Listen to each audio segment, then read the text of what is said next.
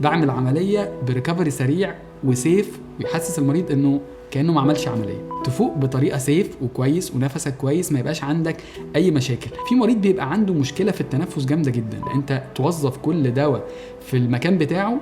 دي نقطة مهمة. مفيش فتيج للمصل، مفيش إرهاق للعضلات.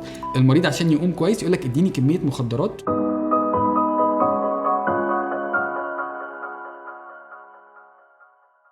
خليني احكي لك الحكايه من الاخر للاول، لانه سيستم التخدير ده مر بمراحل كتيره جدا، مش مراحل بتاعتي انا كاحمد المصري، لا دي مراحل بتاعه العالم كله وريسيرشز وحاجات كتيره اتعملت وتطورات كتيره لحد ما وصلنا لحاجه اسمها الايراس او الانهانسد ريكفري افتر سيرجري. يعني ايه ده؟ يعني انك تعمل عمليه وتفوق بسرعه جدا، مش بسرعه يعني وقت، تفوق بطريقه سيف وكويس ونفسك كويس، ما يبقاش عندك اي مشاكل. الموضوع ده مر بحاجات كتيره وما كانش بيطبق في جراحات السمنه. يعني لما جيت اشتغل كان النظام ده اول ما بداوه في جراحات الكولوريكتال، حاجات القولون والحاجات دي كلها كانوا بداوا النظام ده، واحنا عملنا سيستم زيه في جراحات السمنه عشان نوصل بالمريض ان انا بعمل عمليه بريكفري سريع وسيف ويحسس المريض انه كانه ما عملش عمليه. نقول تاني الايراس ده اللي هو الانهانسد ريكفري افتر سيرجري، او بالعربي عشان الناس تبقى فاهماه اللي هو الافاقه السريعه بعد العمليه. عشان نتكلم على الموضوع ده لازم نقسمه ل 3 بوينتس. اول نقطه هنتكلم عليها اللي هو تحضير المريض قبل العمليه. اغلب الناس فاكره انه انت كمريض عايز تعمل عمليه هتيجي تاخد التخدير بتاعك، دكتور الجراح هيشوفك تاخد التخدير تقوم. في ناس بتبقى جاهزه لده فعلا وبيعمل تحاليل وحاجته يبقى جاهز. احنا عاملين سيستم مختلف شويه، بنعمل ايه؟ التحاليل والانفستيجيشنز اللي بتعمل كلها بتتعرض على الجراح، عليا يعني، وعلى دكتور التخدير او سينيور التخدير. لازم ده يقول رايه وده يقول رايه عشان المريض يبقى جاهز قبل العمليه. طب ايه الحاجه اللي ممكن المريض يحتاج يعملها قبل العمليه؟ مثلا في مريض بيبقى عنده مشكله في التنفس جامده جدا لدرجه ان المريض ده بيبقى محتاج حاجه اسمها سي باب، جهاز تنفس كده بيتعمل في البيت، حاجه منزلي يحضر الجهاز التنفسي بتاعه. او درجه ابسط شويه حاجه اسمها سبايرومتر اللي هو جهاز تنفس هو بيحضر الرئه بتاعته وهو في البيت. ممكن مريض تقول له انت ضربات القلب عندك مش منتظمه خالص ومش سيف انك تعمل عمليه، انت محتاج تركب مثلا منظم لضربات القلب. يبقى ده كله تحضير للمريض قبل العمليه. انت بتشوفها حاجه بسيطه لكن هي حاجه مهمه جدا في النتيجه النهائيه. دي اول نقطه. النقطه الثانيه جوه العمليه نفسها، هو دكتور التخدير هو مطالب منه ياخد ديسيجنز وهو شغال، ولازم يكون عنده التولز كلها اللي ممكن يحتاجها اثناء العمليه. فلو جينا نقول مثلا على حاجات اللي ممكن يستخدمها، جهاز التخدير بتاعه جهاز حديث فيه كل الامكانيات اللي محتاجها. طيب بيبدا العمليه بتاعته بتركيب الانبوبه الحنجريه.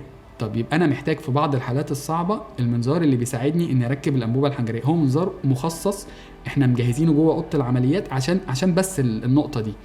طيب المريض بيخاف دايما انه ياخد جرعه تخدير زياده قليله ينام ديب، لا في جهاز اللي هو بايوسبكترال اندكس، او الجهاز ده بيقيس درجه الوعي بتاعتك اثناء التخدير عشان يبقى جادجنج الموضوع انت ما بتاخدش لا جرعه زياده ولا قليله.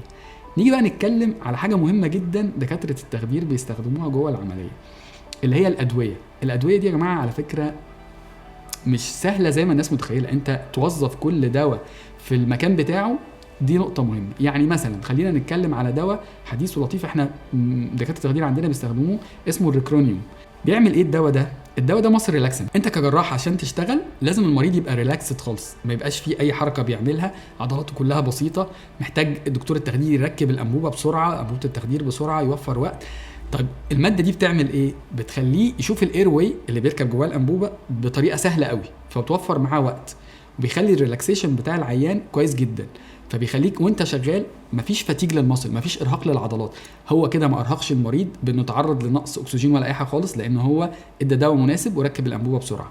مفيش ارهاق للعضلات اثناء لا لو هو بيحضر مريض يعمل عمليه، ولا اثناء العمليه ولا بعد العمليه. انت عملت ده النو تايم، وقت قليل، ما ارهقتش العضلات بحاجه خالص. طيب انت خلصت العمليه بتاعتك وعايز تدي الريفرس بتاعك.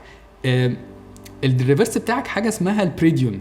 همثلها لك بحاجه بسيطه قوي. انت دلوقتي حالا بتعمل عايز تطفي الزرار، عايز تطفي مثلا كمبيوتر شغال بدوس زرار تطفيه، خلاص كده. طيب انت عايز بقى تقوم المريض ده بياخد وقت في الريكفري ووقت طويل والكلام ده كله. وخلي بالك الريكفري ده بيبقى على حساب ان انا ببقى مرهق، ببقى ايه مرهق من العمليه. طب الماده دي البريديون دي بتعمل ايه؟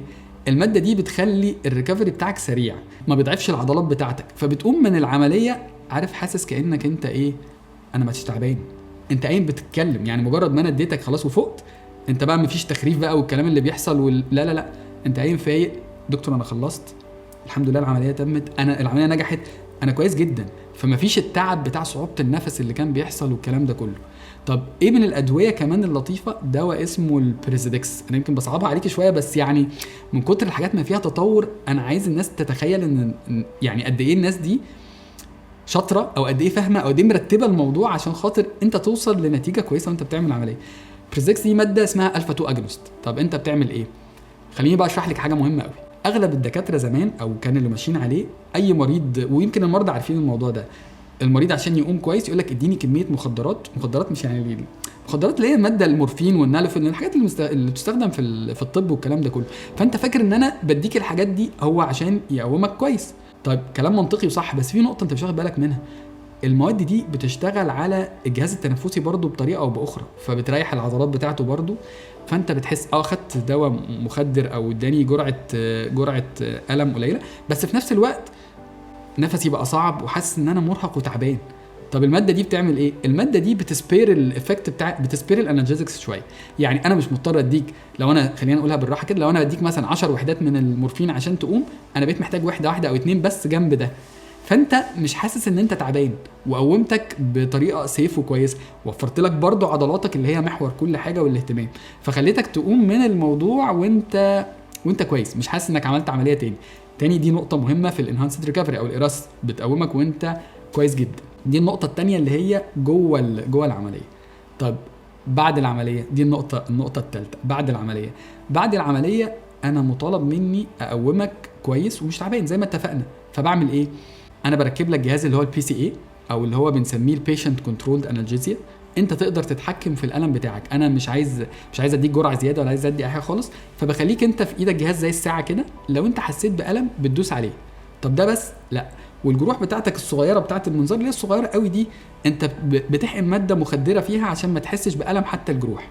طب احنا كجراحين لنا دور في الحته دي، اللي هو اللي بنقول عليه الجروح الدقيقه او التكميم الدقيق، اللي هو جروحه صغيره خالص، فبتصغر حجم الجروح، ما انتش مضطر تقفل الجروح تقفل العضلات في الجروح، وبالتالي برضو الالم اقل.